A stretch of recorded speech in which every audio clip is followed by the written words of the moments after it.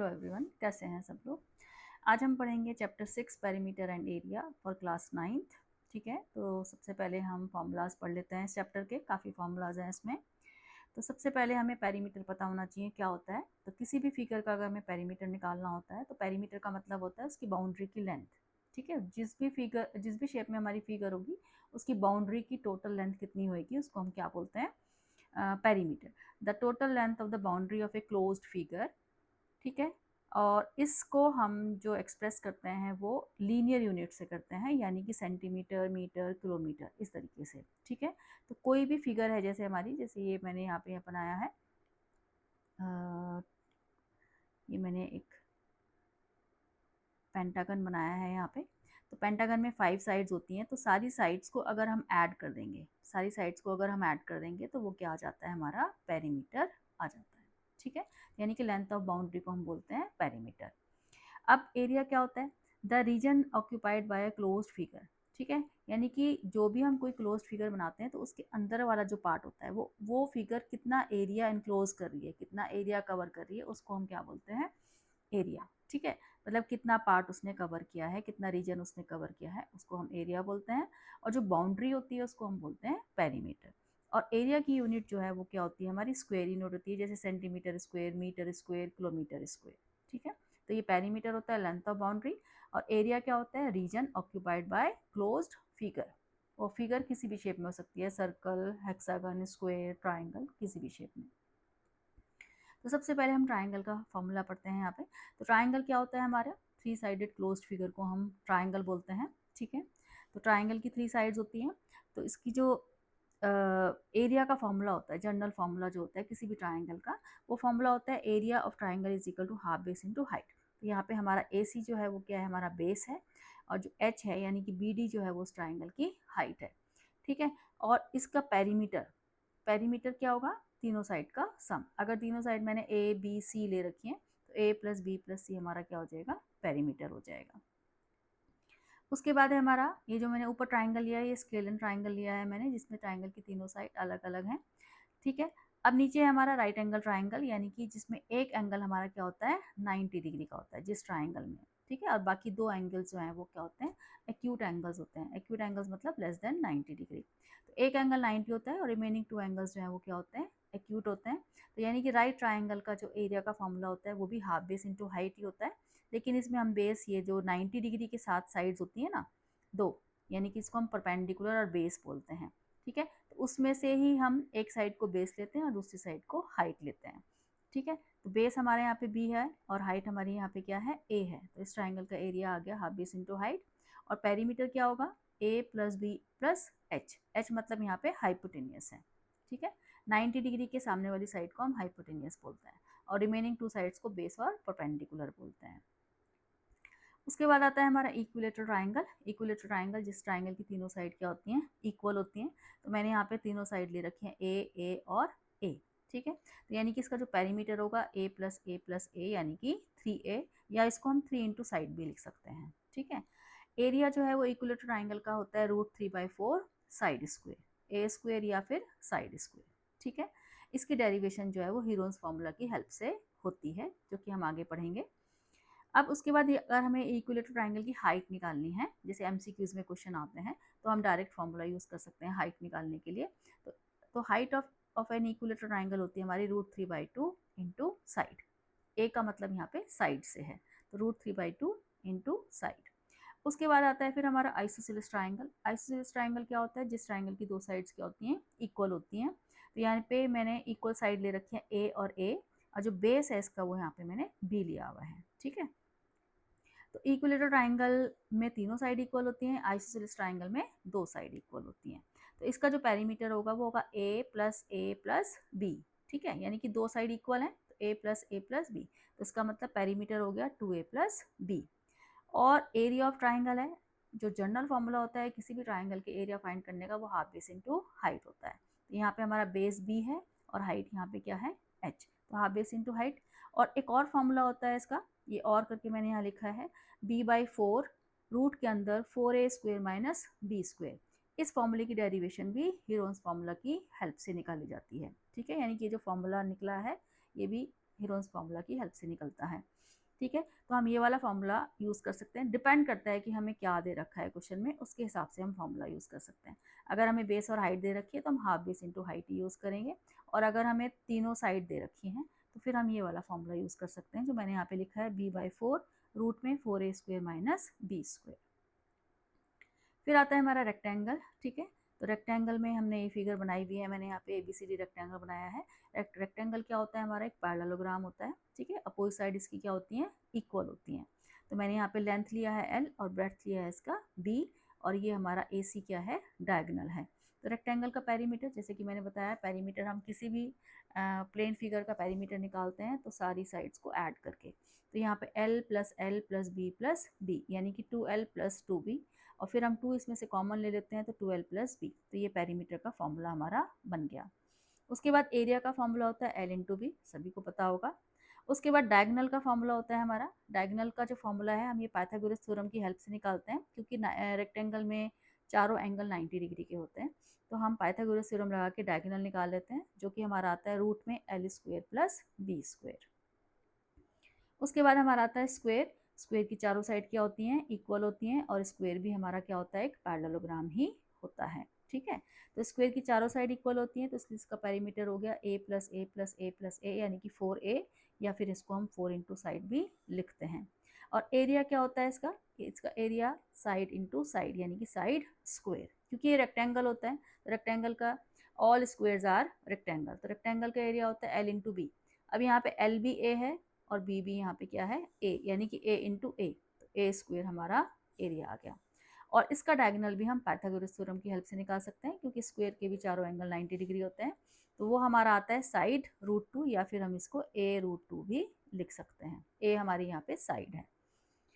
ये फॉर्मूले सब अच्छे से लर्न होने चाहिए, ताकि MCQs में तुम इजीली क्वेश्चंस को सॉल्व कर सको, जल्दी सॉल्व कर सको। उसके बाद है पैरेललोग्राम। पैरेललोग्राम में 2 बेस होते हैं, 2 हाइट होती हैं, तो मैंने यहाँ पे दोनों मार्क करी है। अगर हम बेस को लेते हैं AB, तो उसकी हाइट जो होगी वो H, स्मॉल h, जो ग्रीन कलर से मैंने मार्क करी है। और अगर हम बेस लेंगे BC, तो उसकी जो हाइट होगी वो फिर कैपिटल H होगी। ठीक है, मतलब बेस के हिसाब से इसकी हाइट चेंज होती है। पेरीमीटर तो वही होगा, अपोजिट साइड पैरेललोग्राम की इक्वल होती हैं, तो L plus B plus B, यानी कि 2L ब्रैकेट में 2 ब्रैकेट में L प्लस बी। तो जो रेक्टेंगल का पेरीमीटर होता है वही पैरेललोग्राम का पेरीमीटर होता है। एरिया क्या होता है, जैसे रेक्टेंगल का L इंटू बी होता है। ठीक है, इसमें क्या होता है L इंटू एच, यानी कि base into height, B into H. ठीक है, अब यहाँ पे मैंने जब बेस AB लिया है तो हाइट जो लेंगे वो स्मॉल h लेंगे, ये वाली। और जब मैंने बेस यहाँ पे BC लिया है तो हाइट लेंगे इसकी कैपिटल H, यानी कि ये वाला एरिया का फॉर्मूला हो जाएगा। वैसे general formula area of parallelogram का होता है बेस इंटू हाइट। डिपेंड करता है बेस क्या ले रहे हो, उसके हिसाब से उसकी हाइट लेनी पड़ती है। फिर उसके बाद आया रोम्बस हमारा। रोम्बस भी पैरेललोग्राम होता है। रोम्बस की चारों साइड भी क्या होती हैं, इक्वल होती हैं। ठीक है, A, तो यानी कि इसका पेरीमीटर भी स्क्वायर के पेरीमीटर की तरह 4 इंटू साइड हो जाएगा। और रोम्बस का एरिया जो है वो हाफ D1 इंटू D2 होता है, यानी कि D1 का मतलब है यहाँ पे डायगोनल्स, 2 डायगोनल्स हैं यहाँ पे। एक मैंने ब्लू कलर से मार्क किया है ये D2, एक मैंने ग्रीन कलर से मार्क किया है D1। तो एरिया ऑफ रोम्बस का फॉर्मूला होता है हाफ D1 D2। ठीक है, और एरिया ऑफ रोम्बस का फॉर्मूला हम ये भी यूज़ कर सकते हैं बेस इंटू हाइट, जो कि हमने ऊपर पैरेललोग्राम में यूज़ किया था, क्योंकि रोम्बस भी पैरेललोग्राम होता है। ठीक है, तो पैरेललोग्राम का जो एक बेसिक फॉर्मूला होता है बेस इंटू हाइट, वो भी हम यहाँ यूज़ कर सकते हैं। और अगर हमें डायगोनल्स दे रखे हैं तो हम हाफ D1 D2 यूज़ करते हैं। ये डिपेंड करता है कि हमें क्वेश्चन में क्या दे रखा है, उसके हिसाब से हम फॉर्मूला यूज़ करते हैं। और हम साइड भी निकाल सकते हैं डायगोनल की हेल्प से। रोम्बस की अगर हमें डायगोनल दे रखे हैं तो रोम्बस की साइड हम निकाल सकते हैं, तो उसका फॉर्मूला होता है हाफ रूट के अंदर D1² प्लस D2²। ठीक है, उसके बाद आता है ट्रेपीजियम।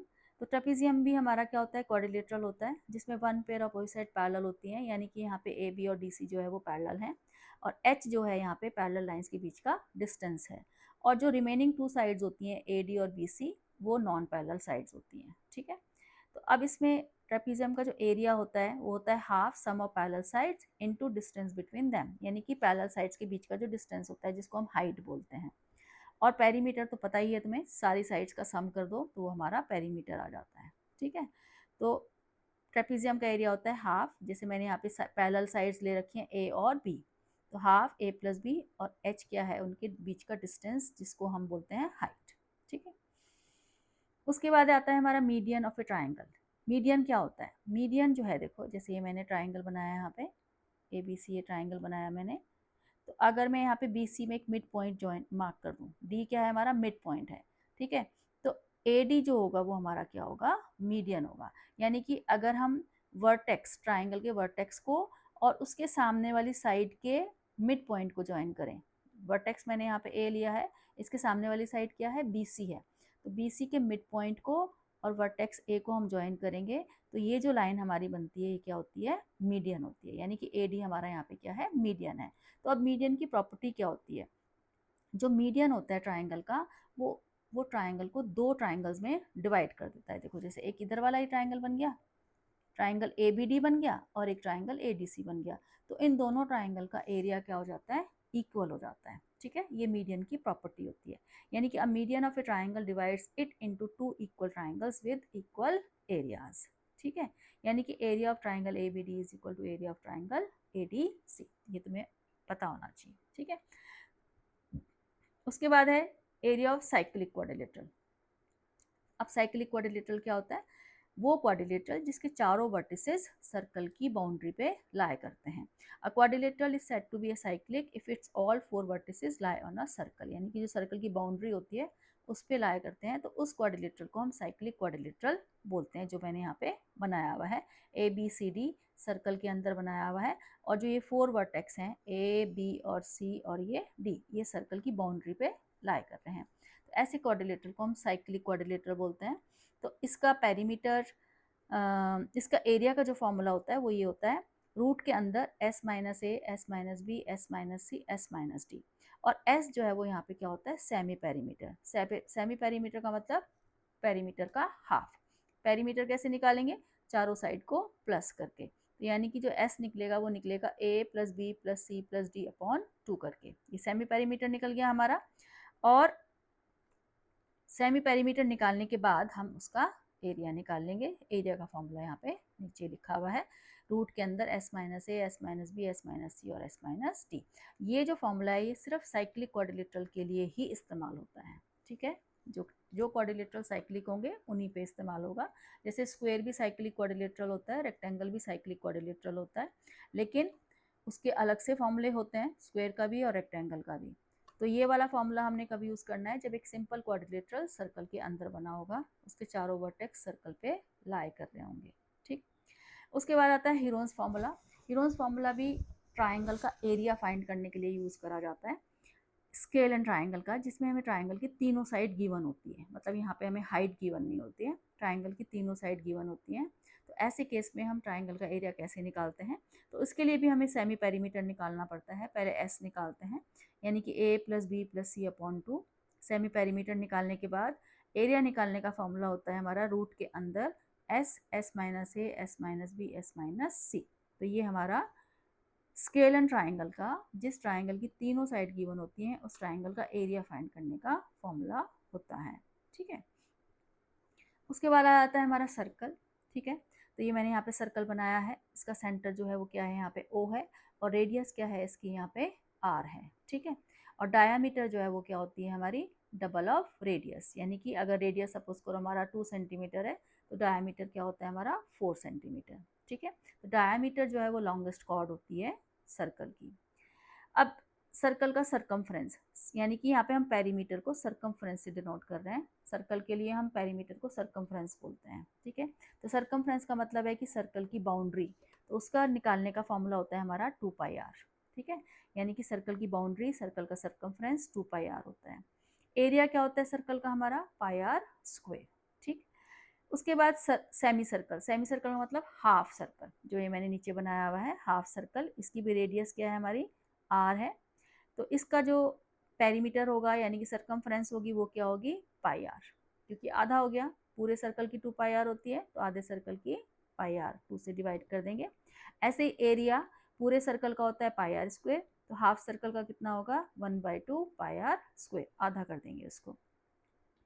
उसके बाद है क्वाड्रेंट। क्वाड्रेंट का मतलब होता है 1/4 ऑफ सर्कल, यानी कि सर्कल के 1/4 पार्ट को हम क्वाड्रेंट बोलते हैं, ये जो मैंने शेड किया हुआ है यहाँ पे, ठीक है। तो यानी कि पूरे सर्कल का एरिया होता है पाई आर स्क्वायर, तो क्वाड्रेंट का एरिया कितना हो जाएगा 1/4 पाई आर स्क्वायर, क्योंकि ये 1/4 पार्ट होता है, ठीक है। ये हमारा हो गया क्वाड्रेंट। उसके बाद यहाँ पे हमारा आता है minor sector, major sector, segment, minor segment, major segment. अब यहाँ पे देखो मैंने येलो कलर से जो फिगर बनाई हुई है, तो ये जो मैंने येलो कलर से शेड किया हुआ है ये हमारा है माइनर सेक्टर, ठीक है। ये सेंटर हो गया हमारा सर्कल का ओ, ये रेडियस हो गई आर, और ये थीटा जो मैंने ब्लैक कलर से यहाँ पे लिखा है थीटा, थीटा होता है हमारा एंगल, एंगल ऑफ सेक्टर। तो अगर ये थीटा हमारा 180 से छोटा होता है तो ये माइनर सेक्टर बनता है, और अगर ये 180 से बड़ा होता है तो ये मेजर सेक्टर बनता है, ठीक है। तो यानी कि जो ये मैंने येलो पार्ट शेड किया हुआ है ये मेरा माइनर सेक्टर है, क्योंकि इसमें थीटा जो है वो 180 से छोटा है, और जो रिमेनिंग पार्ट है ऊपर वाला जो मैंने ये ग्रीन ये मार्क करा हुआ है ऊपर लिखा हुआ है, रिमेनिंग पार्ट को जिसको मैंने बिल्कुल शेड नहीं किया है ये हमारा मेजर सेक्टर होएगा, ठीक है, क्योंकि इसमें जो थीटा एंगल होगा 180 से बड़ा होगा, क्योंकि सर्कल में सेंटर की चारों तरफ यानी कि जो कंप्लीट एंगल होता है वो 360 डिग्री का होता है, ठीक है। तो अगर थीटा मेरा यहाँ पे 60 डिग्री है तो जो रिमेनिंग एंगल होगा वो 300 डिग्री का होगा, यानी कि वो मेजर सेक्टर होगा, ठीक है। तो यहाँ पे सेक्टर का एरिया का जो फॉर्मूला होता है हमारा एरिया ऑफ सेक्टर वो होता है थीटा अपॉन 360, थीटा यहाँ पे जो भी हमें एंगल दिया होगा सेक्टर का, theta upon 360 pi R square, ठीक है।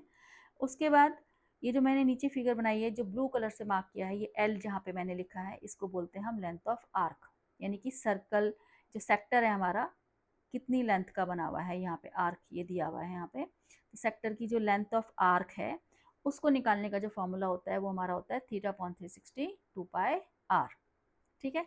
लेंथ ऑफ आर्क निकल गई है, और एरिया ऑफ सेक्टर का ऊपर फॉर्मूला हमारा यहाँ पे लिखा है। उसके बाद यहाँ पे पेरीमीटर ऑफ सेक्टर, तो पेरीमीटर ऑफ सेक्टर में क्या आ रहा है हमारा, देखो ये दो रेडियस आ रही हैं आर प्लस एल, सिर्फ सेक्टर को देखना है तुमने। पेरीमीटर ऑफ सेक्टर क्या होता है एल प्लस आर, यानी कि एल प्लस 2r, सेक्टर की बाउंड्री जो भी हमारी सेक्टर की बाउंड्री में आ रहा है उसको हम प्लस करके पेरीमीटर निकालेंगे। तो उसके बाद एक और फॉर्मूला होता है एरिया ऑफ सेक्टर का हाफ एल आर, यानी कि लेंथ ऑफ आर्क के साथ हम एरिया ऑफ सेक्टर भी निकाल सकते हैं। तो यहाँ भी डिपेंड करेगा कि आपको क्या गिवन है क्वेश्चन में, उसके हिसाब से एरिया ऑफ सेक्टर का फॉर्मूला आपने लगाना है, ठीक है। ऊपर वाला भी लगा सकते हो, अगर हमारे पास लेंथ ऑफ आर्क है तो हम ये नीचे वाला फॉर्मूला भी हाफ एल आर भी लगा सकते हैं एरिया ऑफ सेक्टर निकालने के लिए। उसके बाद आता है हमारा सेगमेंट। अब ये देखो नीचे जो फिगर बनाई है मैंने इसमें ब्लू कलर से जो मैंने मार्क किया हुआ है ये हमारी क्या है सेगमेंट, ठीक है।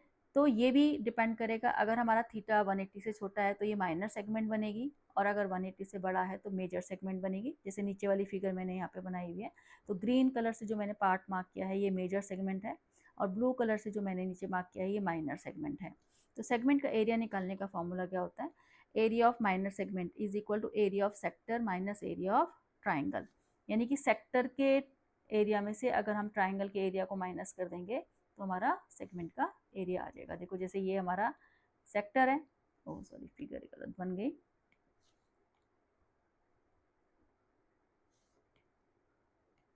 ये देखो ये हमारा सेक्टर है, ठीक। अब इसको हमने ज्वाइन कर दिया तो ये सेगमेंट बन गई नीचे, ठीक। तो अगर हम सेक्टर के एरिया में से पूरे सेक्टर के एरिया में से ट्राइंगल के एरिया को माइनस कर देंगे तो क्या आ जाता है हमारा सेगमेंट का एरिया आ जाता है, ठीक है। तो वही लिखा है मैंने यहाँ पे area of sector minus area of triangle. तो ये माइनर सेगमेंट का एरिया आ गया। अब मेजर सेगमेंट का एरिया कैसे निकालेंगे हम, area of circle minus area of minor segment, मतलब माइनर सेगमेंट के एरिया को अगर हम पूरे सर्कल के एरिया में से माइनस कर देंगे तो हमारा मेजर सेगमेंट का एरिया आ जाएगा। उसके बाद आता है हमारा एरिया ऑफ सर्कम सर्कल।